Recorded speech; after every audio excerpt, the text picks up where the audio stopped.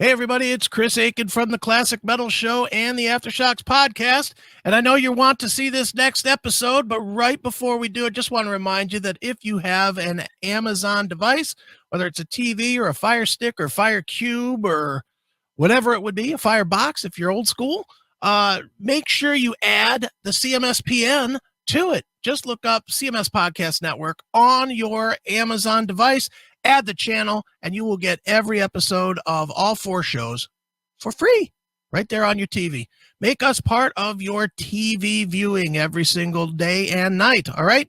It's the CMS Podcast Network, cmspn.com, and it is now on Amazon. So get it, all right? All right, here's the episode you came to see.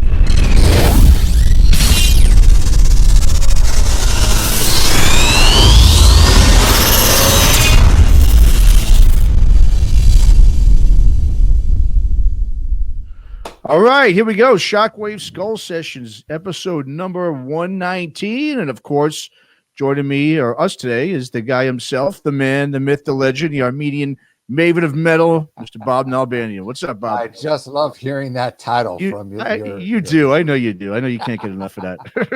Doing good, man. Doing good. You came back from a little vacation. You look all refreshed and everything, Mr. Hurnett. Yeah, well, refreshed. I don't know about so much about that, but a lot of partying going on. So I'm definitely a little worn down, but definitely a lot of fun. Yeah, I'm back in after spending about 4 days in Lake Tahoe. But how about yourself? How you been?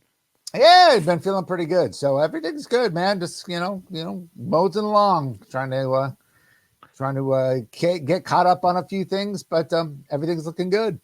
Awesome, man. All right. Sounds good. Well, I mean, to start things off, I just wanted to, just remind the audience too about our the CMS network is officially launching heavy metal television July the 5th. It's the official launch date. Obviously, right now, the beta launch has been going on for quite some time, so everyone can go to heavymetaltelevision.com as well as heavymetaltelevision.net. That's the website, and they can check out and get an idea of what they're going to be seeing in just about a week from today, actually. So it's coming up real fast. Yeah. Some good stuff. Absolutely, sure. Yeah, and of course we got Crash Course Radio. Just to give a quick update on that, I know some of our listeners were kind of questioning some of the musical format on it, but it is going to be changing. Right now, if you go on to Crash Course Radio, there's a lot of, you hear a lot of more newer music. Some of it's more extreme, but it's going to be, the format will be changing slowly but surely. There's going to be a lot of the, classic stuff on there as well. New British heavy metal, some, proto metal stuff on there. Obviously the 80s, early 80s metal, LA metal, thrash metal. So a lot of the classic stuff will be on there as well. So people just need to be a little patient while we get the format sort of adjusted. But that should be up and running too within the next week or two. It should be, a lot of familiarity with a lot of music that'll be played on there within the next couple of weeks than what they're hearing now. So just want to give a quick update on that as well. Yeah, we're getting it together. It's taking time to get everything situated, but everything's coming to fruition. So looking good, man. Mm-hmm. Absolutely.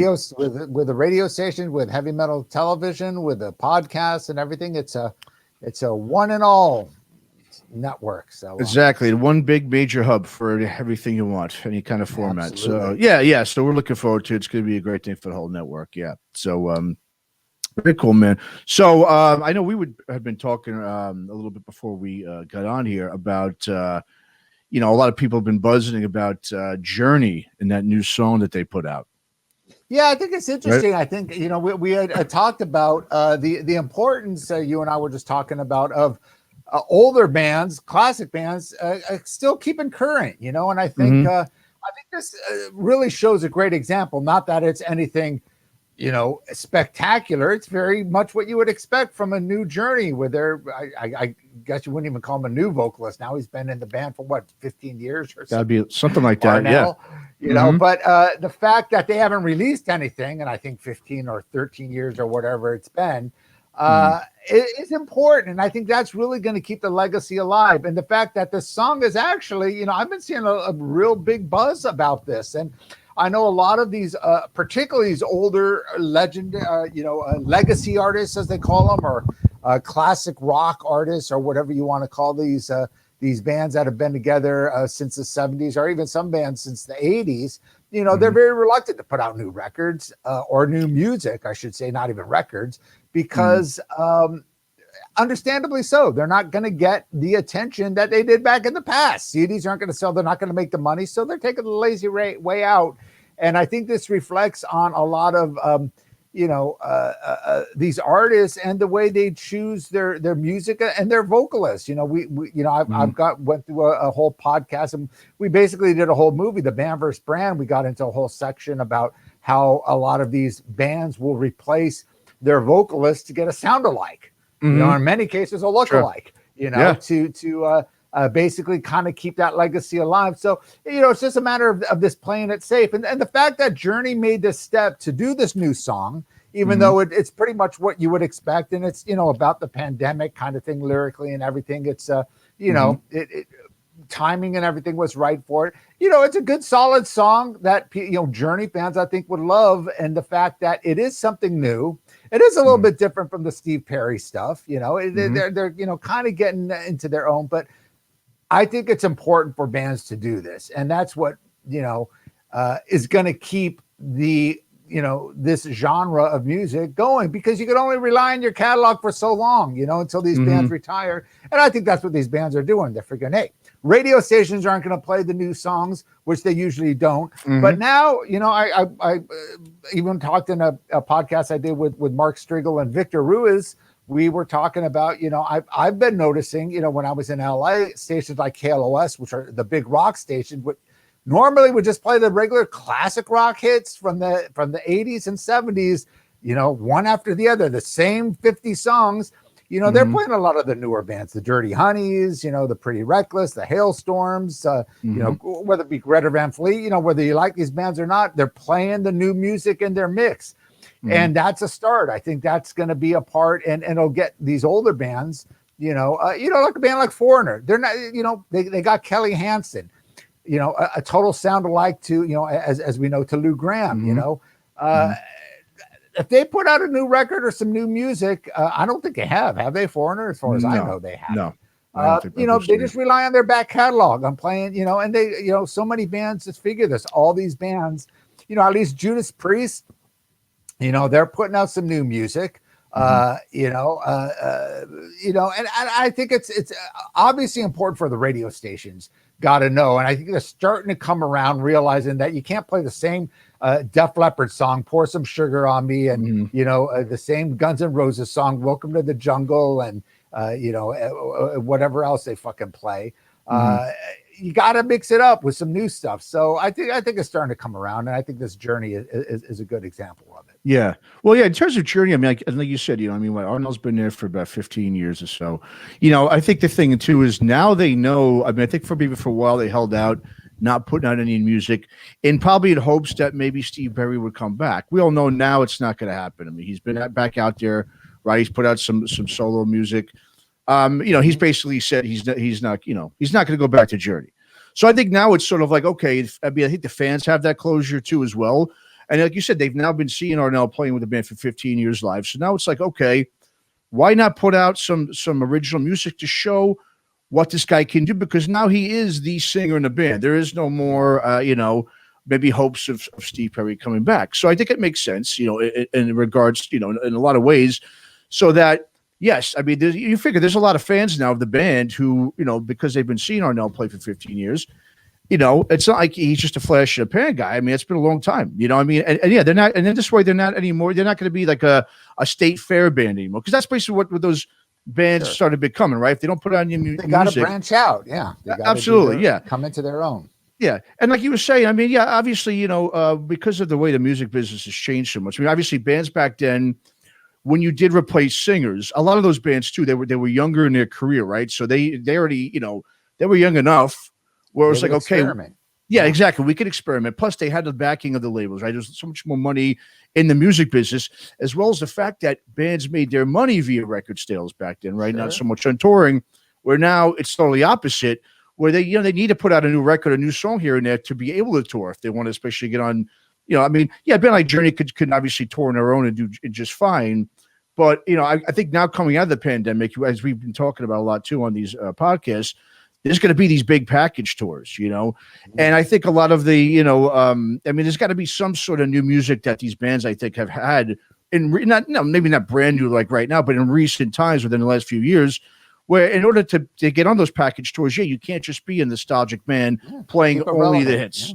Yeah, because like you said, they become irrelevant, But yeah, and you just made a good point too about, lead singers being replaced, and over the years, some bands did the carbon copy types, obviously, yes, a guy like, someone like Arnell, sure, he's obviously a carbon copy type of Steve Perry, but then he's coming into his own now. Well, I was going to say, years, I mean, when he started, he was a karaoke singer that didn't speak English, out of the Philippines, singing, so they thought, wow, what a great replacement. No one will, he could sing just like Steve Perry.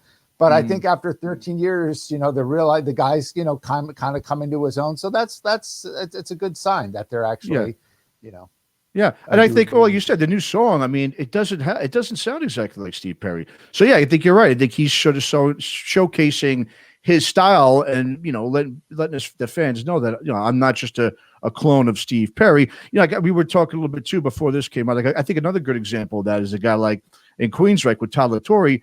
I think the first record he put out, it was very much similar to what Jeff Tate did. I mean, same thing. He came in, sounded exactly like Jeff Tate. Yet on the more recent songs they put out and records, I mean, we're seeing a different side as well of him. He's sort of coming into his own and showcasing to the fans that he's just not, a Jeff Tate clone as well. I mean, he even put out his solo album this year, which is great. Yeah, I mean, great record. So I think you're right. I think it's just, obviously, depending on, I mean, if we look at a band like Van Halen, we were kind of texting back and forth yesterday, with Sammy Hagar coming. Well, I think a guy like David Lee Roth, right? He never had a great voice to begin with. Yeah. The band, he wasn't necessarily the focal point of the band. It was really the guitar playing, where I'm sure they were like, we want to see what we can do with an actual guy who can sing and not just be a stage presence like a David Lee Roth type. So, I mean, there's so many, I guess, different ways they have to measure it out. In the 80s and the 90s, bands were able to take the risk. Now they're all playing that safe, like you say, with Queensryche.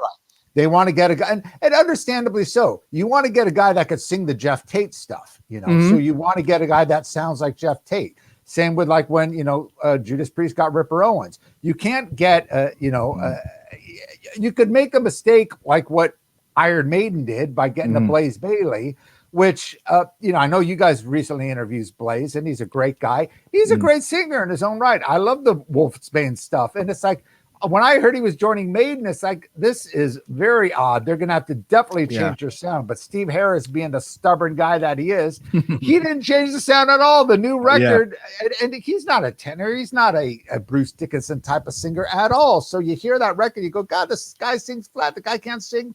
But it was, it was just the songs that weren't good. And it was the fact that Steve Harris didn't adjust. Back in the day when bands got new singers, whether it be like Van Halen switching to, getting Sammy Hagar, which worked, but then again, getting when it came closer to the early 2000s or whatever, and they got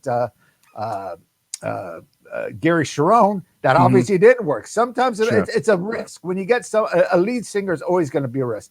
When Black Sabbath got Dio, that was a huge risk. I mean, Ozzy was the voice of Sabbath for the whole decade of the 70s, Even though he didn't write any lyrics, people thought he was the voice of Black Sabbath, which, in a way he was. But Dio came along with a strong presence, with his confidence, with a great ability of songwriting and just this amazing voice.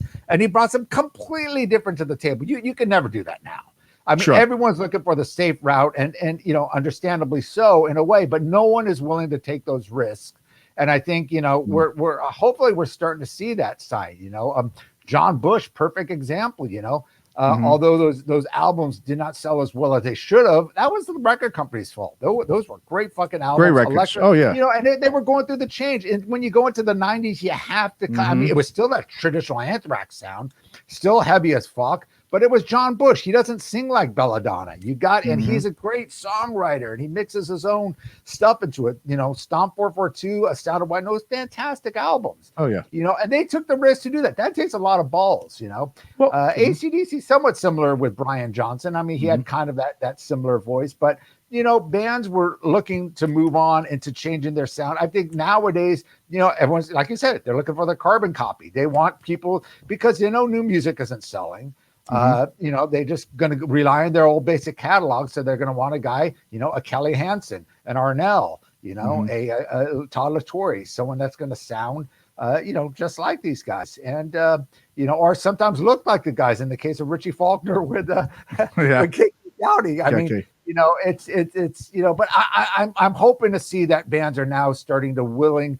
At least take a little bit of a risk, take a chance, and it really needs to be, radio stations. And I think this, I bring up Journey, they're not even metal, so to speak, but I bring them up as an example because the song is starting to get a good, I mean, I've been seeing a pretty big buzz about it. And if it gets on some soundtracks or it gets on, this could be something like, hey, new music is relevant from these older artists. It might get these older artists to start going, hey, maybe we do need to go into the studio. It might get these radio stations to realize, hey, maybe we can't rely on playing the same old Def Leppard songs all the time, or the same old Guns N' Roses or Pink Floyd or Van Halen songs, that we've been playing for, the last 50 years, So it's a step in the right direction, I think. Yeah, I agree.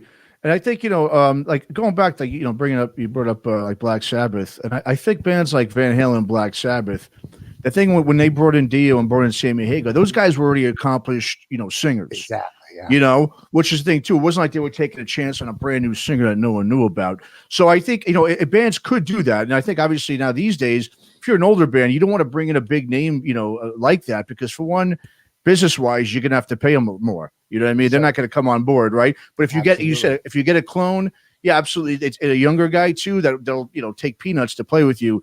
Definitely. You know what I mean? Want a Yes band too. I mean, it's just like Richie Blackmore's Rainbow, getting Ronnie Romero. Fantastic singer. He could do the Dio stuff.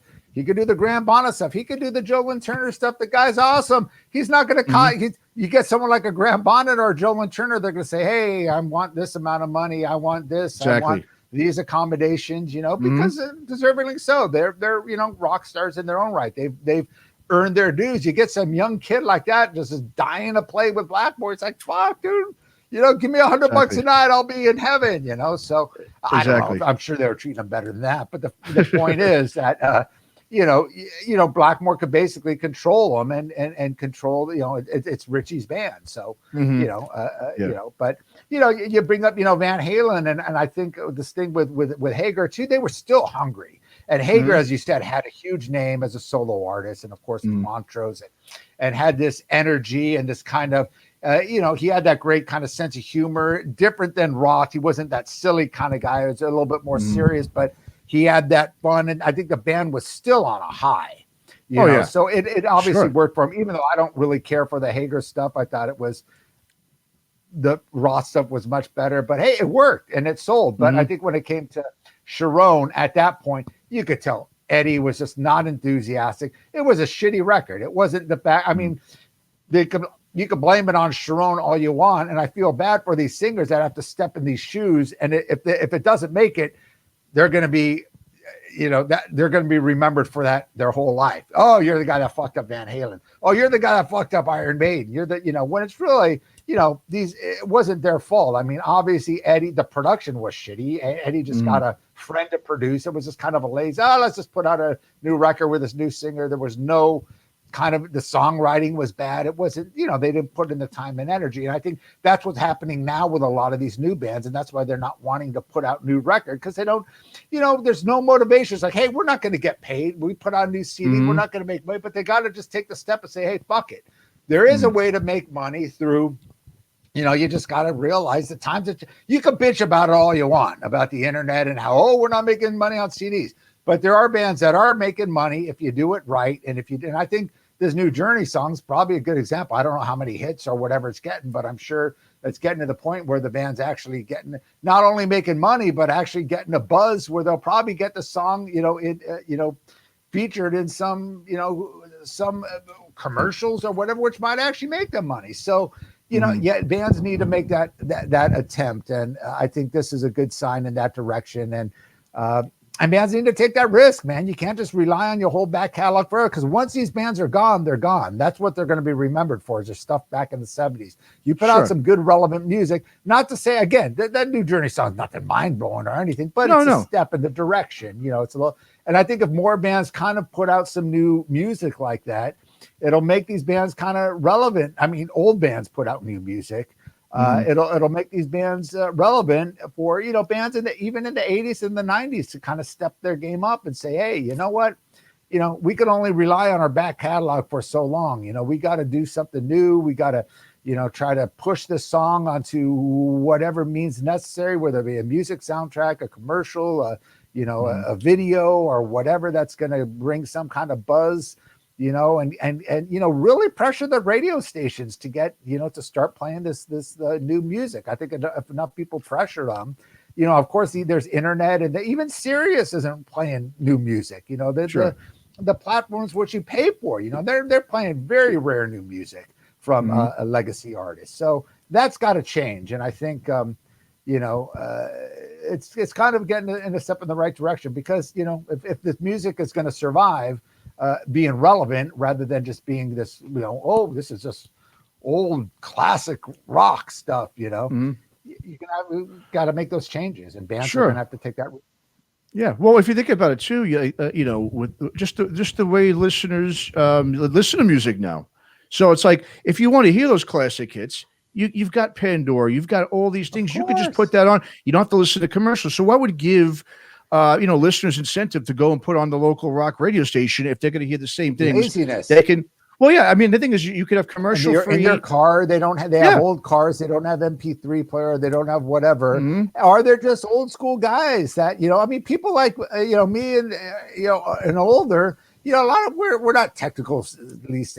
You know, I do have the MP3 thing I could put on, or put, you know, listen to Spotify or whatever. But a lot of people, they don't know, or they don't care to know, or they don't have the accessibility to do it. You know, it's easy. You know, it's radio. They're just so used to it, you know. But I think things are changing. I think they're starting to realize that now. I hope they are, because you know, once things that starts to change a little bit, I think the ball will get rolling. And you know how it is. It's the trend. Once one person starts doing it, others will, you know. And you're not going to be able to rely on MTV. They're not going to play a new song from Van Halen or the Scorpions or whatever else. And you know, so that's done. But there are still local rock radio stations that could do that stuff. And I think it's a matter of people putting the pressure on them, the listeners putting the pressure on them.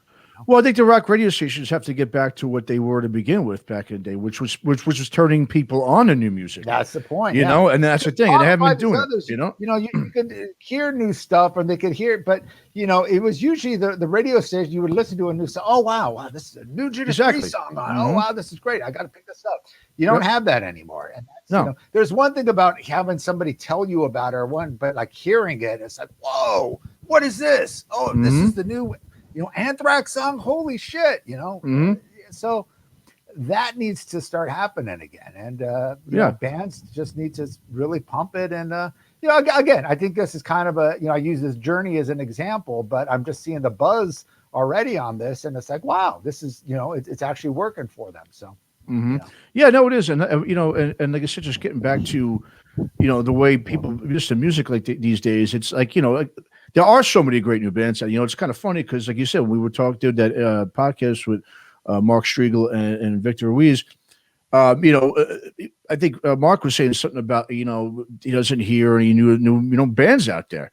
And the thing is yeah, if you're listening, once again, it depends how you listen to. If you're listening to classic rock radio, or even if you listen to Pandora's, they're not yet feeding you new music. And as we've been talked about, people, in order to find new music, people need to be fed it.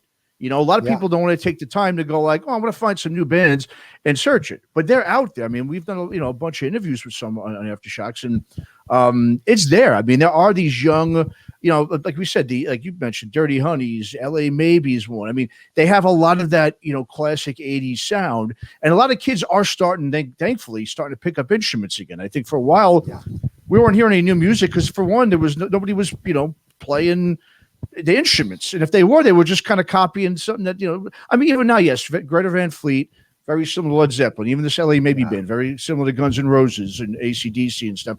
But again, I think these are the bands that need to be promoted again. Like, these bands need to sound like some of those older bands in order to get the younger generation of fans to start listening to not only the new music, but going back and seeing, listening to the old Van Halens, listening to the old AC/DC albums. It's just, I guess the music's changed so much. I think you're right, though, in terms of the Journey coming out with a song that sounds like you said, nothing groundbreaking, which, they're not there to, make groundbreaking music anymore anyway. And you kind of can't these days, right? Back in the 70s and the early 80s, bands were putting out a record every year to year and a half tops. I mean, if you went 3 years without putting a record, people forgot about you. Yeah, it has been already, but now it's like bands can be like, well, yeah, exactly. Yeah.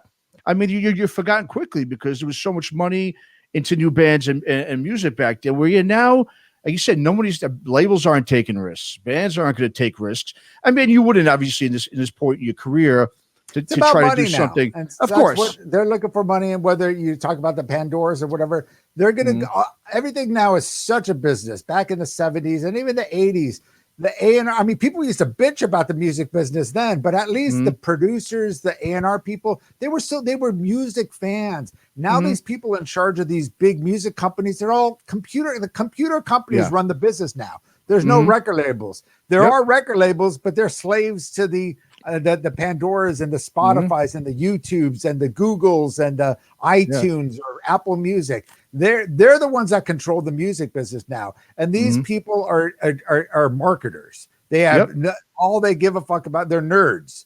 They don't have any music background. They couldn't tell a good song from a bad song. And I'm sorry to say it. I mean, a lot of these people are hiring people from, the music business that have done stuff, but a lot of them are realizing, hey, I could just hire a numbers guy. I don't need someone, and now they could just go online and say, oh, what band sounds similar to Guns N' Roses that I could match up with them on Pandora or Spotify. You don't need an expert to do that anymore. No, you don't. So these people, they're not going to, they don't have a vision. All their vision is to make money. All these companies' vision is to make money. So whatever they're going to go see on their charts, what's making money, that's what they're going to go with. And they're going to say, new music up. People don't care. We could just continue playing the same old stuff and, make more money this way. So, they're not going to, that's a problem is these companies aren't going to take the risk. So a lot of times it's going to be about the band and the bands to do it independently and put out their own stuff independently and build a buzz, and it could be done. And it's,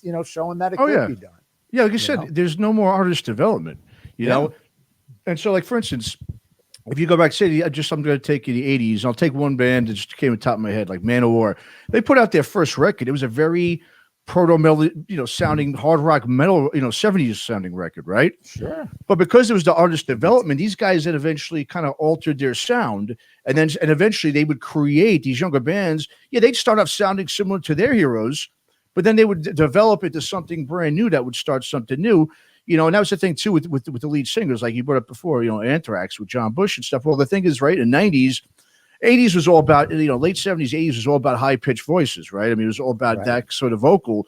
Then in the 90s, it was completely different. No one wanted to hear that anymore. Everything was sort of sour and down, more lower voices. So, with Anthrax, they knew they couldn't survive and continue with a guy like Joey Belladonna, right? So they had to bring in someone else who was just, wasn't one-dimensional like that. A guy who could do a bunch of different things, like John Bush, who also had a voice that could fit the modern-day sound. Same with Motley Crue. He had a huge name for himself, and he had a huge, great reputation. Everybody loved John Bush, from musicians to fans to critics. He never got the exposure or the popularity he deserved, but as far as critical acclaim and the acclaim from fellow musicians, I mean, people will tell you, man, John Bush is one of the greatest, hard rock metal singers. Oh yeah. I mean, I'm more of a Bush guy than Belladonna, always have been, because I just thought his voice, like I said, it's just, we know how much you love Bush there. Well, yeah, that kind of Bush too, that of course. Sorry. Of course, yeah. But no, I mean, even a band like Motley Crue, like you said, same thing. Guy like Vince Neil, probably. Another thing you mentioned earlier about like these lead singers, they were headaches. You know what I mean, right? And it was timing too. I think Karabi could have worked better if it wasn't. I mean, they did that in the 90s, and they did a little bit. They did it what, 94, 93, 94. 94 was the album, and it was. I think people, the Crew fans were so into Vince's voice. That was what Motley Crue was. And then they're trying to change it. They weren't really going off. They were going more of a bluesy vibe, but Cinderella and all these other bands, Tesla, and then you had all the secondary bands, all the Toras and all these other bands, Dangerous Toys, they were all going for that kind of that they weren't really doing trying anything. To sound grungy. They were trying to sound on the grunge a little bit grungy, but it was kind of like a little bit bluesy, a little funky here and there. It wasn't really a direction. And I don't think the songs, I mean, to be honest, I don't think those songs were that great. I mean, maybe Hooligan's Holiday, which was kind of their hit, was kind of its own kind of thing. But the other stuff was just kind of, trying to be, heavy blues kind of stuff, which kind of had been done before. And I don't think the Motley Crue fans were really ready for that. It was a good record. I mean, people keep saying how it was. I liked it. I liked it a lot. Record, yeah. I mean, like, I'll be honest with you, I was a Motley Crue fan, especially an early Motley Crue fan. I was never really sold on Vince Neil's voice, even though I liked their songs. I always thought, like, he's the weakest link of the band, in my opinion. So when they got Karabi, I thought it was a really good record. I actually thought it was like their fourth best record ever, because of the change. And like I said, but I think though at that point in their career, they probably realized we're too late in the game. We've been Motley Crue since, I mean, it was the same thing with Anthrax. We could get into the whole politics, but Sylvia Rhone came along, the R&B chick, and she just despised metal, and she actually flat out, said to Anthrax. There's a great thing on Anthrax, by the way, on YouTube. They have the series that they go through each record. They just put out the Stomp 442, and that was when she came into the picture. And she just basically said, comes to the meeting, to the listening party for that, and says, or the listening with all the A&R, the whole label heads there, and she's the head of the label, the brand new head of the label, said, "I would have never signed you guys if I was at the label at the time." And they're like, "You're here to listen to promote our new record, and this is what you're telling us? You're telling us, well, what kind of confidence is this giving us?" I mean, that's a show right there. That was the same thing with Karabi and Motley. They both happened at the same time when Bob Krasnow was president. They got huge deals. I know Motley at the time got like over $30 million deal, which was huge in 1994. Anthrax about a $10 million deal, huge deal for them at the time. And, then this chick comes around who's just not into metal at all. And which is crazy is the bands that drove that label were two metal bands, Pantera at the time. And of course, Metallica were still driving that label. So, go figure. But anyway. Yeah. Well, the thing too, with politics, people don't see within the business, and they think it's the band's fault, but there's a lot that have to do with it. Yeah. But no, absolutely. Yeah, no, I was just going to say, like, you brought it before about Journey with, getting back to that. In terms of the song being safe and being, nothing groundbreaking in a way too. I mean, what else can be done, musically that hasn't been done before? It's like, I mean, and I think, like I said, I mean, even with grunge in the 90s there, that wasn't anything that different. I mean, that was just 70s, maybe like 70s, hard rock with a little bit of punk added to it, a little bit of like modern alternative style, just whatever you want to call it. But it wasn't like it was anything to me that was groundbreaking. Now you had some groundbreaking singers and vocalists. I thought that was probably the most groundbreaking thing about like the 90s is you still had vocalists that were unique, and I think that's the one thing we're not really seeing, much anymore is groundbreaking vocalists, really. I think, when grunge came out, the vocal, like I say, Chris Cornell, or even when Nirvana, even when Nirvana put out Bleach, that was different and exciting. And Chris Cornell, I mean, listen to the Loud Love album, the previous Soundgarden albums were real kind of noisy, but Loud Love came out on major label, A&M. That was just, I fucking love that album. It was so different. So they started out different. Then they all they all sold out into that same sound, doing "Fell on Black Days." Sun. They're just drony, kind of.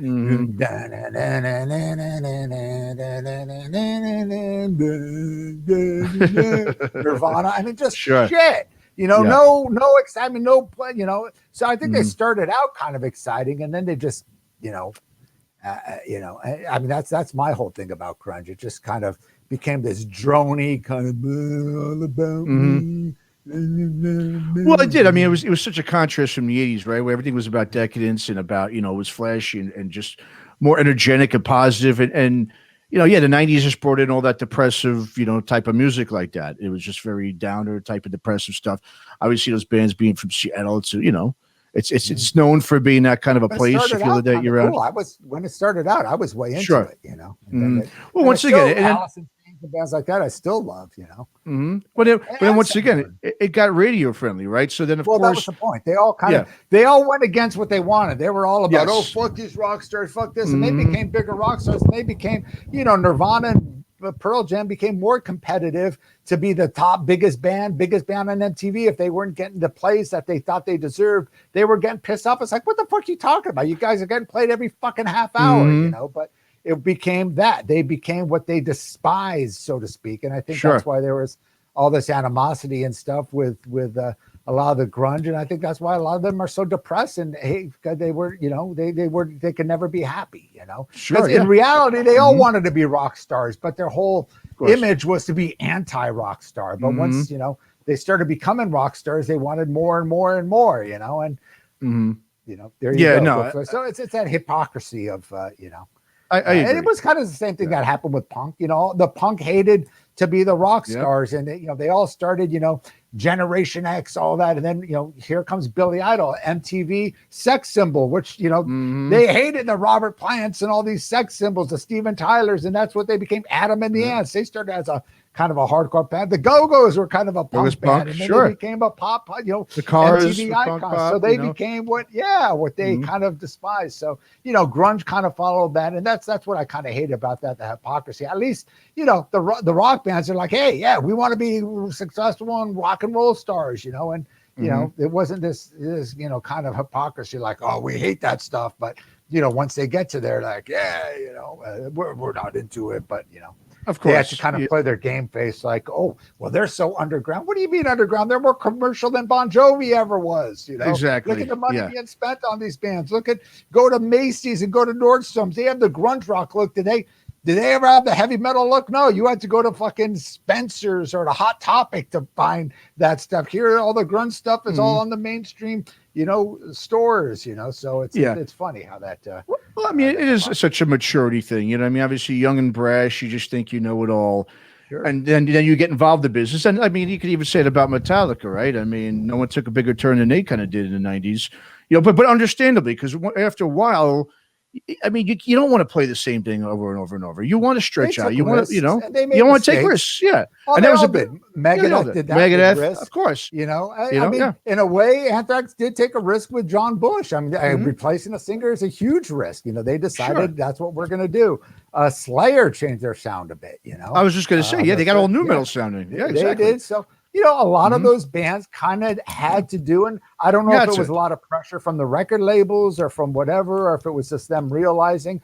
But at some point, you got to do something different. Not to say you have to follow the trends, so to speak, but something different. You can't, like thrash bands. You said they all did. Testament, Exodus, they all had to do it because for one, definitely got pressure from the labels, but also, like you said, as a musician, I mean, you have to take. You got to do something different once in a while in order to just sort of keep things interesting and to continue to get back on track. I could excuse a band for doing one or two shitty records. Yes, I agree. It's like, hey, a lot of these bands, we like I talked about a lot of the new wave of British heavy metal bands when they came to after Def Leppard hit big. All these bands, Tigers of Pantang, Raven.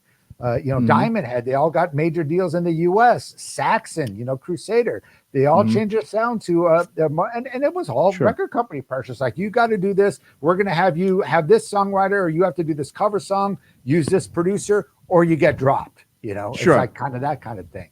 And so I don't know if that pressure was going on with these thrash bands or not, or if it was more, but taking a risk. It's sometimes going to work, sometimes it doesn't, but as long as these back bands, fortunately, especially for the thrash bands, they all got back on track, and they're all, I think they're putting out better albums now than they have in the last 20, 30 years. So a lot of these bands, because they're doing what they're good at doing, and that they've always been good at doing. Yeah, they're not. I think now there's no pressure. That's one good thing about the music business, not having the labels putting the pressure on you with, with the CDs that have more freedom. Sell. Yeah. If your last CD sold 2 million, your next CD has to sell 3. If it sells 1 million, it's a bomb.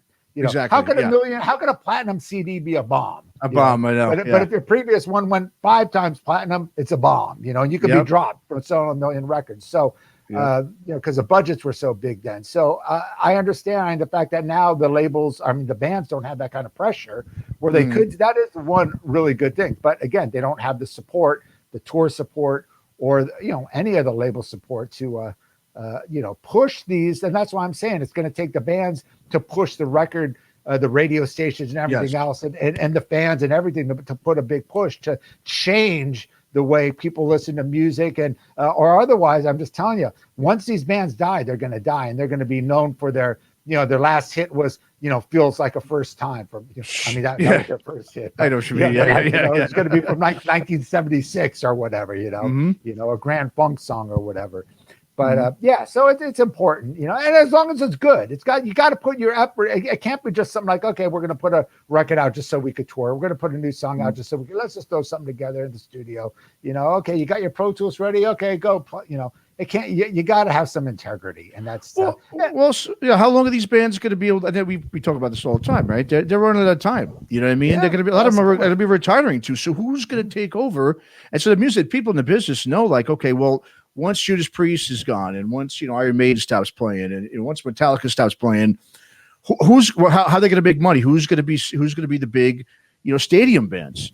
You know what I mean? So there's got to be a new wave, a new generation. It's got to happen. I mean, it's inevitable. And what is kind of cool is I do see that a lot of these, they're taking, out some of the, and that's the thing too. We talked about a lot too. These bands have to be willing to dig deep and take out the Greta Van Fleets and the Dirty Honeys. They've got, and they have been, obviously Slash took out Dirty Honey. That's why they made their mark. Obviously Greta Van Fleet's been on, a lot of bands been taking them out, so it's like it needs to sort of continue to happen in order to continue to, what else? I mean, why else then go see, I'm going to say we can go see Metallica, but how many, what's next? What is next? These guys it's coming to an end. And are you going to wait till the very end to start now promoting bands? No, you've got to get a new wave going. You've got to, and radio stations are going to be, rock radio stations are going to be obsolete if they don't do that. Because like I said, nobody's going to tune in anymore to hear the same old songs. Yesterday when I was driving back from, Sacramento area, there was a great station up there. Oh, that was I figured it was cool, but they're playing. Because to them, everything from, say 10, 15 years ago. To the 70s, they're playing everything in between. You'll hear even the Faith No More mixed in with, a Black Sabbath, and then, with the even like the worst stations now. It's just all the same. It's not good here. Not good here. I agree. Yeah, there's no. The Bone's pretty decent. There's a Bone that's a decent station. They play some local bands. And that's the thing too. Radio stations got to do. They got to start playing the local band, the bands that are local that are doing well. Give them a little bit of I will say the station here, the Bone does that. They play the band the Watchers. Yeah, the Watchers. Tim Narducci's band. They highlight them. Show or really? Okay. Not even on specialty. They just they'll play them and maybe have them in for an interview. They play. I think Dress to Dead, I believe, was on. They got some love as well from the local station. Yeah. Okay. Yeah. Because those guys have been. They've been veterans here. Every time I hear it, I turn on the radio. I'm hearing "Sweet Child of Mine" and Photograph. So I don't know. Yeah, it's once again too. It's like if they're going to play Metallica, and occasionally they'll play an earlier Metallica song, but that's about the only kind of cool thing. Or Faith Memorial here, Epic. Exactly. But even if it's just that, it's just that one song. But at least they're playing bands from the 90s, the 80s, and 70s. It's all encompassing, the whole classic rock thing, not just from the 70s and maybe early to mid 80s anymore. They're including the 90s and the 2000s. Yeah, so going back to what you're saying though about the new bands, I think it's very important for them to be a good live band, and that's the thing. But a good example is a band, the Struts. Their records, you listen to the records, these guys are good. You see them live, you're like, holy shit, these guys are fucking good, because they're very well experienced live band. They bring it on like the 70s bands. They come across like Sweet and Slade and all these bands, and they've learned from that. Whereas maybe a band like, I haven't seen them live, but I've seen video footage of Greta Van Fleet. They're boring. They're dull. I don't, whatever. But, the Struts live, they bring it. I saw them their very first show they did in America, I believe, at the Troubadour, and I was like blown away. The singer was like, had the presence of Freddie Mercury, and he looked like Freddie Mercury from back in the Sheer Heart Attack days. It's like, holy cow. How are these guys so good at so young, but they, they obviously did their rehearsals. They did what they can to be a killer live band. So when they came out, and I think if you're going to start performing live and playing, and that's what I got to say with Avenged Sevenfold. First time I saw them live, I'm like, fuck, these guys are the real deal. Say what you want about them, but their guitar playing and the way they look on stage, they look like a killer. I mean, they look like, like the Scorpions or something, a band that is a machine that has their shit together. It's like, God damn, you guys are good. Well, that's a good point, because, one of the things I think when the 90s came along is, right, after the 80s, because 80s was all about visual too. You had MTV, so you had to have the visual, you had to have the stage presence, you had to have all that. I think, when the 90s came along, right, it was about just jeans and T-shirts and flannels and whatever. And I think it never got back to a point where people, they almost forgot that, if you want people to keep coming back to you, you've got to work on your live show. You got to look at your live presence. You can't sit there. Like, one band I love to death is a band like Clutch, but you get them on stage, except for the singer, the rest of the guys literally are statues.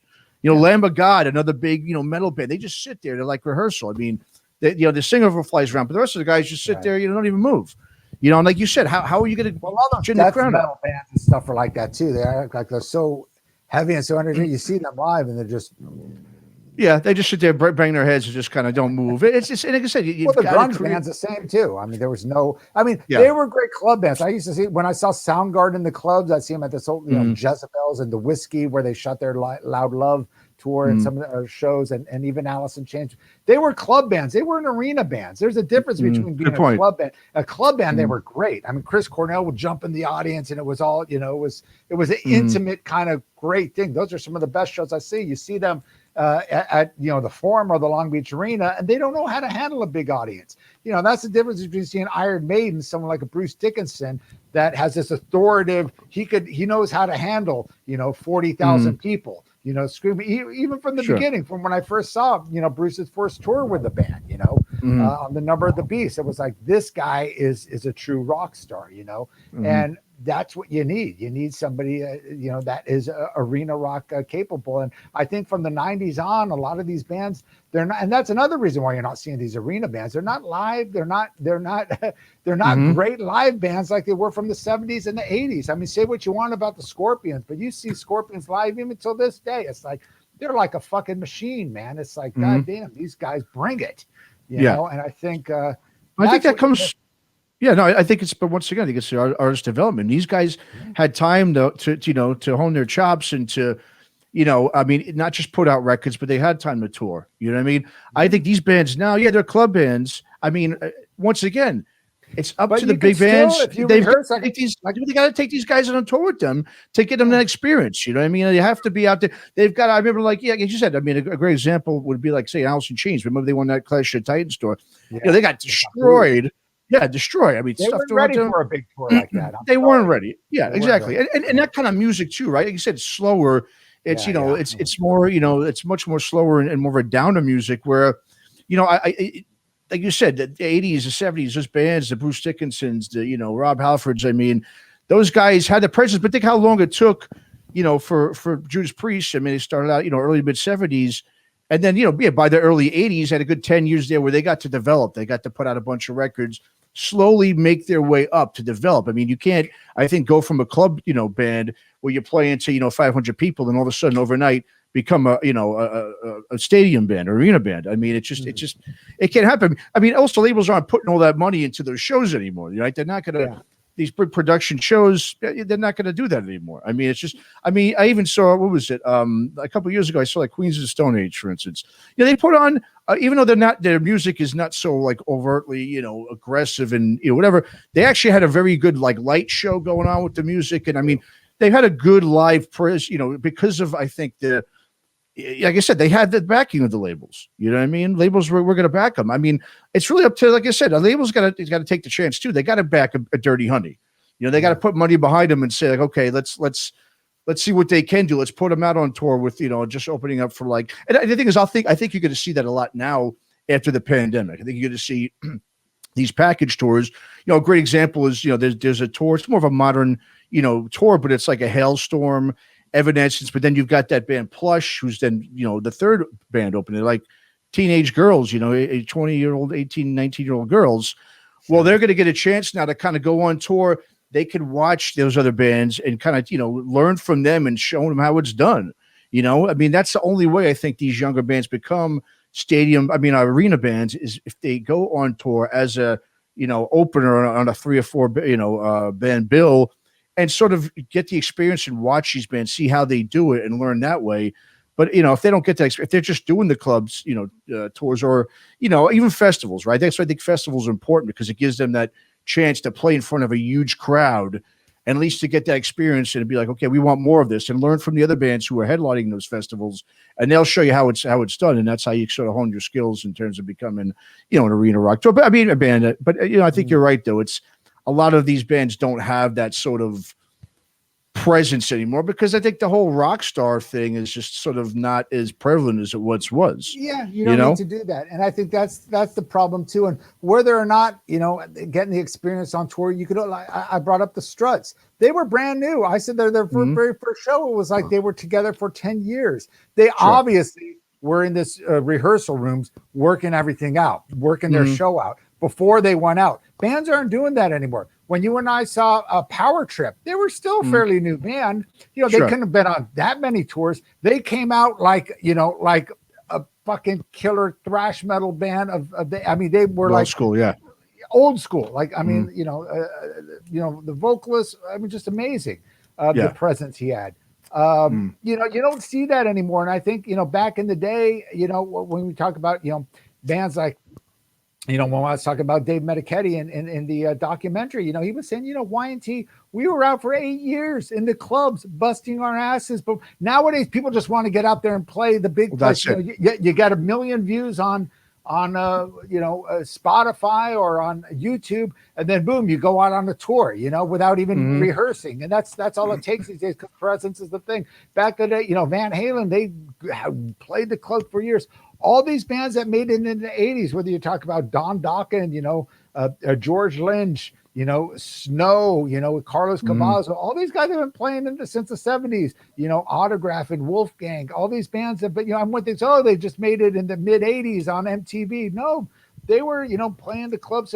You don't have that anymore. So the bands, it's better to get out there, rehearse your ass off. So once you do get out, even if you don't have the chance to tour, once you do perform live, people are going to be blown away and go, God damn, this band is fucking great live. True. You're right. That's what's going to sell the band these days. It's a good live, or put out a video, put out a killer video where you have a live performance, a fake stage or whatever. And, but to present yourself as a great live band, I think is something that's sorely missing now. And that's why all this EMD music and all this other shit, people don't give a shit. You got some DJ with his Mac computer up on stage playing to 30,000 people, and making just as much money as Metallica is per show, man. It's crazy. True. But I also think back then, people, the younger musicians could see that they could be rock stars. They could be, rich and famous and all that. So it gave them that sort of drive. If you look at it now, the chances back then were slim, right? For these bands. That's why everyone wants to be a rapper. That's what it is. Well, the thing is, because everything's also solo based that way too, right? No one knows how to be in bands anymore. So you don't have to pump your own gear. All you have to bring is a computer, laptop, or a microphone. You don't have to rehearse. And who does that benefit more than anyone, though? The labels, right? I mean, they benefit more on that. Less overhead they got. That's why they're pushing it. That's why the labels don't give. Dude, if you're a record label, would you want to get a brand new rock band with 5 musicians with 5 different personalities that are going to fight and discuss, or get one guy that you could control exactly, or be a DJ and make more money? Think about it. It's a business. That's what they're looking at. Well, and that's the problem. That is the problem with today's business. Oh, it is. Well, let's be honest too. No one's going to develop a rock band anymore. No label wants to deal with a rock band unless they're somewhat established, or unless they get these 360 deals where they make everything that the band puts out, which is pretty much what all the deals are today with these major labels. So and also to the music back then, right? Rock music and metal, that was the dangerous music. That was the edgy, dangerous stuff. Now it's so safe. So that's why everyone wants to be a rapper, because for one, they could do it in their bedroom individually, like you said, with a turntable. And just the music itself. That's where when younger kids are at that age and they're kind of angry and they're pissed off and they want something to sort of release, they've got, rap is more dangerous. It takes more chances. These rock bands these days, let's be honest, everything's so PC. Everyone's afraid they're going to offend someone else. I mean, if you listen to rap stuff, not at all. It's the opposite. I mean, some of these guys, I mean, they're a little nutty. I mean, they're the ones that are getting facial tattoos and doing crazy They stuff. could get away with it. Yeah. Yeah, and then these metal bands or these younger rock bands, they're so not gonna afraid to talk shit offend other about- bands. The Exactly. media They're is like, not going to talk shit about hip hop or rap or No, any of the new that's it trendy too. stuff, Mhm. but they will talk shit about rock bands. If they Mhm. say one wrong thing or say something, they're going to, oh, you're this, you're that. So, yeah, I mean, that's a whole other discussion. I mean, people, It is, whether it be musicians or comedians or whatever, everyone's walking on eggshells these days, which is fucking bullshit. I understand they in a way they have to, or they get canceled or banned. So it's like it's either you lose your career or you play the game, and that's That comes down to. topic. Yeah, but it's that definitely has a lot to do with what's killing rock and roll these days as well. You can't be the wild man anymore, and that's what made rock and roll is being the wild man. Yeah, or like you said, and we see some of these websites, the press, the media, in terms of metal and hard rock, and they're promoting it. They're promoting the safety shit. They're not. They're getting on bands that have a controversial thing. They make a huge deal of it, and then you've got all these people protesting their shows. Want to be the righteous one? Exactly, and then the singer or whoever is got to apologize. I'm the judge of your music. I tell you what you can and can't say on stage and in your lyrics. Exactly. And went against the whole rule of rock and roll back in the day. Absolutely. Yep. What are you gonna do? What are you gonna do? Anyway. Wow. Well, cool. We planned a 10-minute discussion, which went on for how long? About an hour? An hour now. So yeah. Well, it's good. Well, like you said, we're passionate still is what it is. It's a good topic. Yeah, it was something that I think, and we should do this every so often because I miss you, Matt. We don't do our shows anymore. I know. I know. We gotta do them. We always have to do it via internet these days now, via StreamYard. But one of these days, I'll come to the Shockwave Skull Session Studio. Do a whole dual. We'll set up the dual camera and make it something special because I know you guys want to see that. Well, we have been talking, and they will hear it. We will start doing some of this stuff also in the radio. So through the Crash Course radio station, instead of just having us talking to each other, we can also discuss and then play music. So that's the great thing about doing that. So we definitely have been talking about doing that. So that'll be something that we can we'll do in the future as well. Then it'll spice it up a little bit instead of us just yapping away for now. We can play some songs in between, just to give an example. Especially if we play some of these younger bands and sort of compare how they sound to other bands and so forth. We got a whole bunch of stuff. We're doing our part, motherfuckers. Time you guys start doing your part. That's right. You tell them, Bob. So once again, July 5th is the big it's the launch date for Heavy Metal Television, July 5th. Yep, heavymetaltelevision.net or .com. .com is the one where you get it. If you click on your computer, the big screen will pop up. It'll be like a TV, but the .net is the actual website where you can watch. It's I guess, well, if you got a computer this small or a phone, it's this small. So yeah, but it works on all platforms. Like I said, it's really meant for tablets as well as phones too. So it's however you want to watch it. It's on the TV, it's on your computer, it's everywhere. So yeah, Heavy Metal Television. Look at my eyes. I think you need you need a beer there to kind of get fired up a little more, right? Beer or a line. You need a drink. Oh, that too, right? So we need to see more of these bands doing that. We're gonna be canceled. Oh shit! Can you edit that out there, Matt? Oh, shit. I know Metal Injection might not. They might shoot us to shit now. We gotta be careful, right? Right on. Well, good, cool. Man. It's all right, man. It's we'll do this again sometime. Thank you, everybody, for your support. And what's could they do as far as the Subscribe Star, right? Yeah, Subscribe Star. Obviously, I'll put it right here if you watch it. It's been on the bottom too of the screen. Subscribestar.com/CMSPM. We have all different tiers you can subscribe to. I think it's a $2, $5, and $7.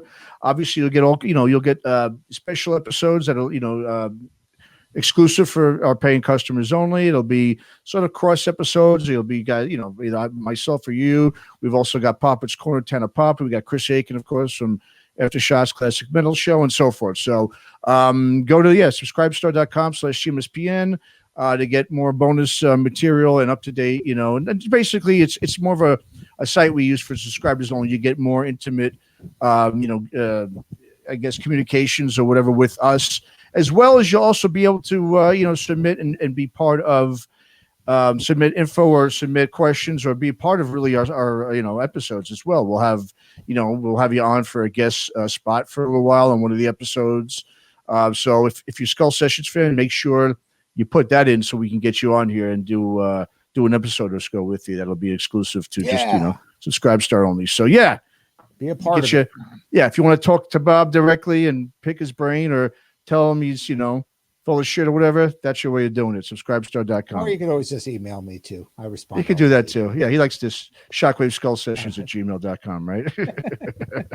Right on. All right, Matt. Great, man. Always a fun episode. Always fun, Bob. So Always. we'll talk soon. All right. Talk soon. All right. Take